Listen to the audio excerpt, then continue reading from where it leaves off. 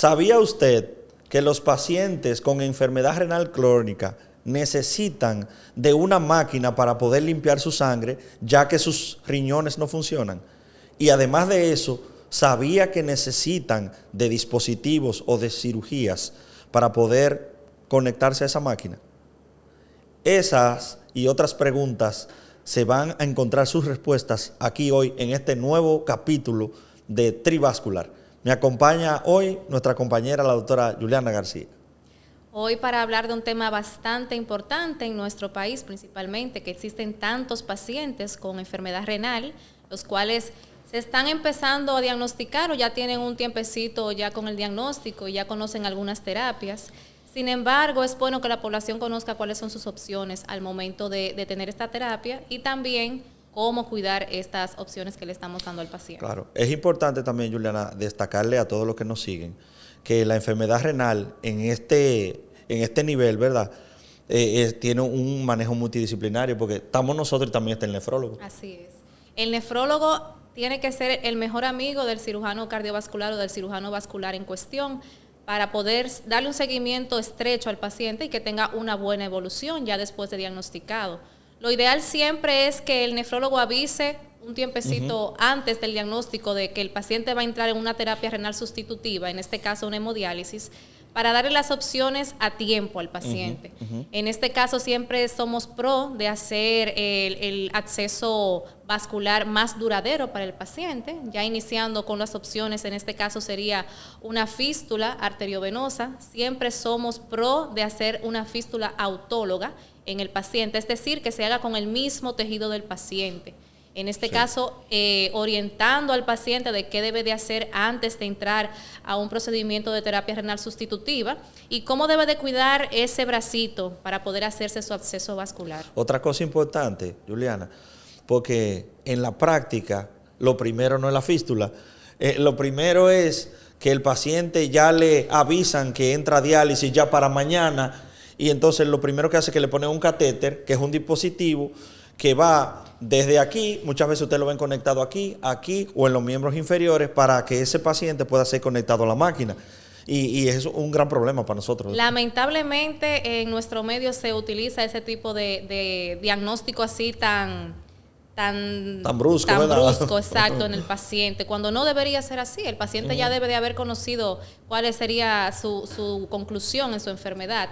Entonces, ese es un contra que tenemos en nuestra estadía de salud, que el paciente llega ya y llega con una insuficiencia crónica ya establecida y hay que llevar al paciente a hemodiálisis de emergencia y ahí empezamos con la colocación de catéteres. Primero empezamos con un catéter temporal, el paciente no salió de la diálisis, o sea, no recuperó su función renal y ya ahí empezamos con la colocación de catéteres permanentes, lo que conocemos como catéteres tunelizados, que no debería ser la forma de manejar un paciente. Ni la primera opción debería ser esa. Y la primera opción.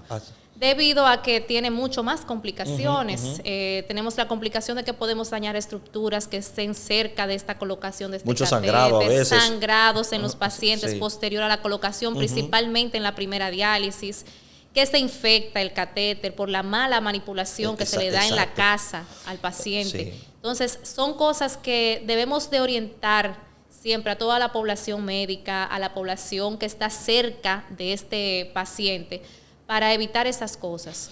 Y mira, Juliana, otra cosa, en la parte cuando hablaste de las infecciones de los catéteres, eso conlleva a muchos ingresos de esos pacientes, que hay que ingresarlo, porque está haciendo fiebre, porque el catéter está infectado. Entonces, ahí entramos nosotros otra vez en un dilema. El catéter hay que cambiárselo. Hay que cambiarlo.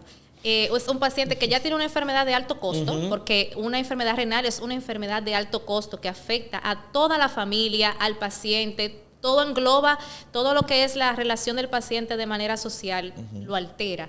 Entonces, el estar poniéndole dispositivos que al final no le van a ayudar al paciente como debería, va a ser más gastos para el paciente. ¿Verdad? Aparte de todas las complicaciones que pueden venir con esto, el paciente puede hacer una endocarditis y ahí le estamos agregando cosas que ya el paciente no tenía y que pudimos haber evitado. Sí, y otra cosa importante, si ese catéter permanece demasiado tiempo dentro de esa vena se pone más estrecha, se pone chiquita, lo que eso significa que luego para hacer una fístula arteriovenosa tenemos un problema ahí. porque se nos dificulta a nosotros Y realmente ahí poder ayudar aumentan al paciente. los procedimientos que hay que hacerle al paciente, que ponerle Así un es. stent para poder ayudarlo, que es mucho el gasto que se le agrega al paciente y las comorbilidades que vienen con esta. Así como el doctor estaba diciendo acerca de la estrechez que se produce a nivel venoso, viene lo que conocemos como agotamiento vascular. Y ahí se nos van disminuyendo las opciones con el paciente para poder darle su vida al paciente, que la hemodiálisis Que es la vida del paciente. Claro que sí. Es la vida conectada a una máquina. Claro que Sin sí. esa máquina, el paciente va a fallecer tarde o temprano. Así mismo. Y fíjate que a veces el paciente le hace la pregunta a su nefrólogo: ¿qué sucede si no me dializo? Señores, si usted no se dializa y usted tiene una enfermedad renal crónica y su nefrólogo le ha establecido que esa es ya su única opción, usted fallece. ¿Por qué? Porque los productos desechos del organismo no puede, ya al no funcionar sus riñones, no pueden excretarlo, y obviamente eso se va acumulando y va dañando diferentes órganos. O sea que eso es importante que la gente lo sepa. Así es. También hay muchos pacientes que dicen, no, porque yo no califico para una fístula. A mí me dijeron que yo no me podía hacer una fístula. Hay muchas opciones. Están también las fístulas protésicas. Teniendo en cuenta que el paciente, cuando se hace una fístula autóloga, debemos esperar un tiempo prudente para que la fístula madure, lo que llamamos maduración de una fístula, que es cuando ya ésta se encuentra lo totalmente dilatada para poder conectarla a la máquina y que el flujo hacia la máquina sea el adecuado. Algo que hay que señalar y muy importante es que la fístula arteriovenosa es la que le da mejor flujo hacia la máquina al paciente. Es cierto. A contrario a la utilización de un catéter, que nos da un menor flujo en la máquina. Entonces, el paciente tiene que durar más tiempo en la terapia de hemodiálisis.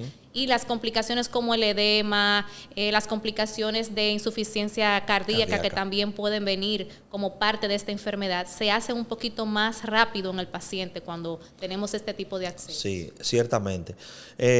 Obviamente, como la doctora decía al inicio, lo ideal es planificarlo para una fístula arteriovenosa, que es una cirugía que hacemos nosotros especialistas de nuestra área, que es la unión de una arteria y una vena. Normalmente esa unión lo que va a producir es un aumento de flujo, o sea, que haya mayor circulación de sangre en esa área, cuestión de que ese flujo que es alto pueda producir un efecto positivo cuando ese paciente sea conectado a una máquina.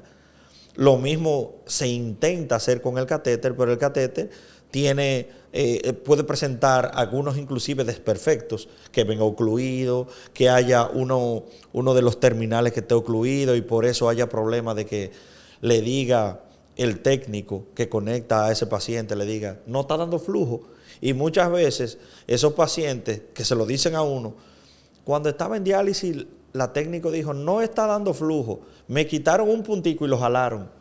Y muchas veces el entrar y sacar ese dispositivo que no vino para eso puede producir infecciones porque usted, toda la flora que está en la piel, usted la penetra en la medida que entra y sale ese dispositivo que, repito, no vino para hacer así, para moverse. Claro, son dispositivos que usted se lo coloca al paciente y no se debe de mover de ahí. Y quien debe de manipular ese dispositivo es el médico que le está dando la terapia de hemodiálisis, la enfermera que está encargada de esa terapia. O sea, que el familiar no manipule el catéter en la casa, que sea un personal que esté capacitado para poder manipular este tipo de dispositivos.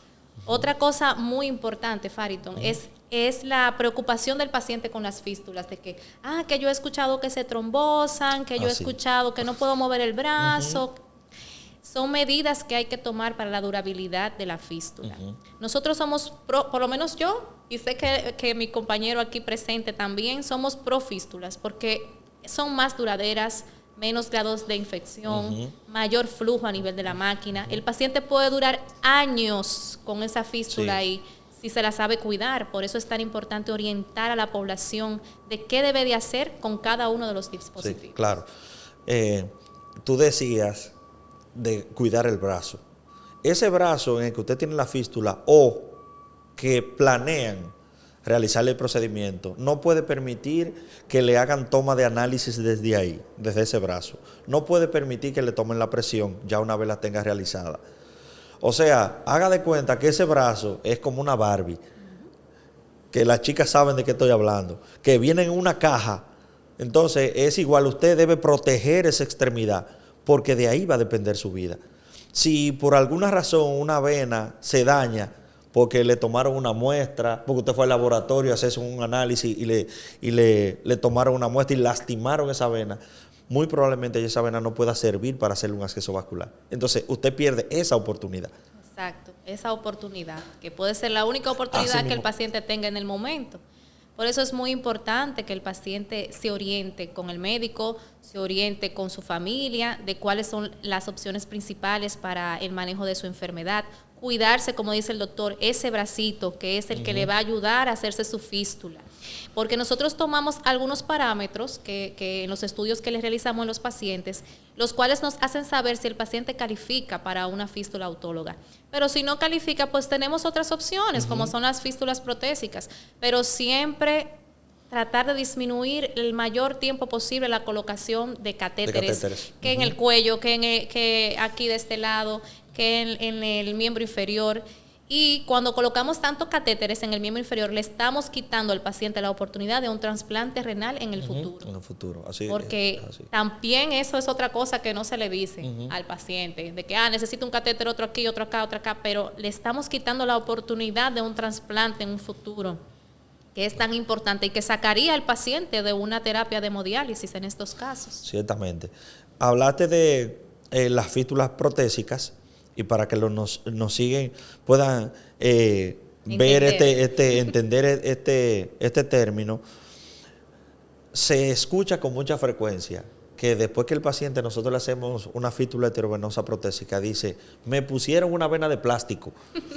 Y ciertamente que el material que utilizamos es muy parecido al plástico, sí, que son materiales biocompatibles.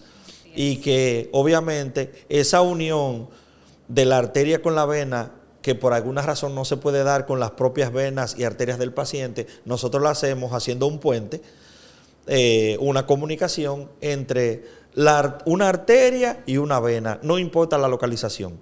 Esa es la facilidad que nos da las fístulas protésicas, de que tal vez una vena profunda que no la podemos utilizar. Bueno, en la generalidad de los casos no la podemos utilizar para una fístula autóloga. Sí podemos hacerla si es con prótesis. Así es.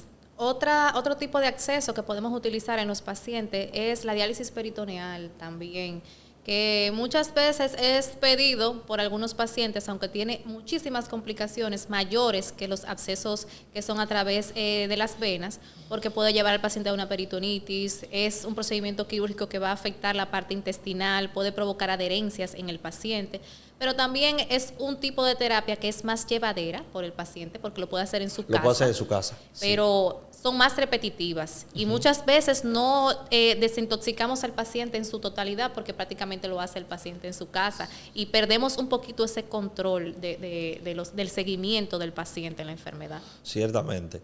En esta parte quiero volver un poquito atrás con el asunto de las fístulas heterovenosas y las complicaciones que se pueden presentar. Aquí a continuación ustedes van a ver esta imagen que es de un paciente con la creación de una fístula arteriovenosa autóloga, o sea, quiere decir que hicimos ese procedimiento con la arteria y la vena propia del paciente, pero que al cabo de 5 años, 7 años, se produce un fenómeno dentro de esos vasos sanguíneos que se llama, en el caso de la vena, arterialización. Lo que significa esto es que eso aumenta el flujo, hay una modificación en la morfología normal de una vena y se torna aneurismática. Y de repente usted ve ese amigo suyo, ese vecino, ese primo, que comenzó a dializarse normal. ¿Y qué fue lo que te hicieron? Me hicieron una fístula para dializarme. Y al tiempo ve que todo el trayecto venoso está dilatado. Y usted dice, ¿y qué pasaría con eso? Y es importante que sepan que dentro de las complicaciones que se pueden presentar de una fístula heterovenosa. Así es. Por eso siempre orientamos al personal que le va a dar la terapia al paciente que hagamos las terapias de manera escalonada. Hacerle un mapeo, que es lo que nosotros denominamos mapeo de la fístula, que es hacer un recorrido prácticamente de dónde se encuentra todo el área venosa, para que sepan a dónde se puede inyectar el paciente. Y de esta manera, en cada terapia, no inyectar la terapia en el mismo lugar, porque eso debilita la pared de la vena y es lo que produce lo que el doctor está hablando acerca del aneurisma que se produce en el Y muchas venoso. veces esa dilatación que se da en la vena termina en un estallido.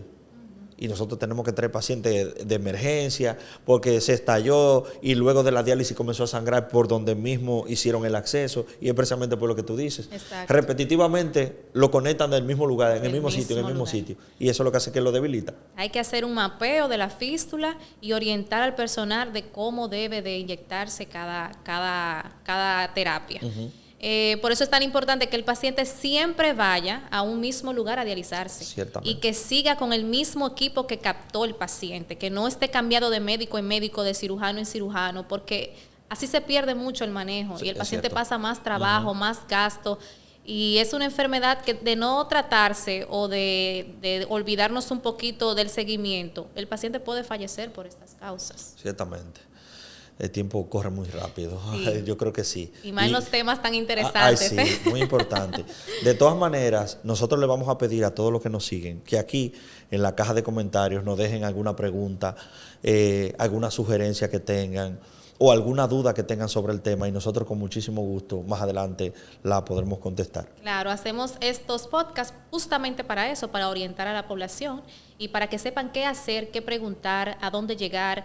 Y no anden perdidos como andan muchos pacientes que realmente no saben cómo actuar cuando son diagnosticados con estas enfermedades. Suscríbase a nuestro canal, denle a la campanita y nos seguimos viendo.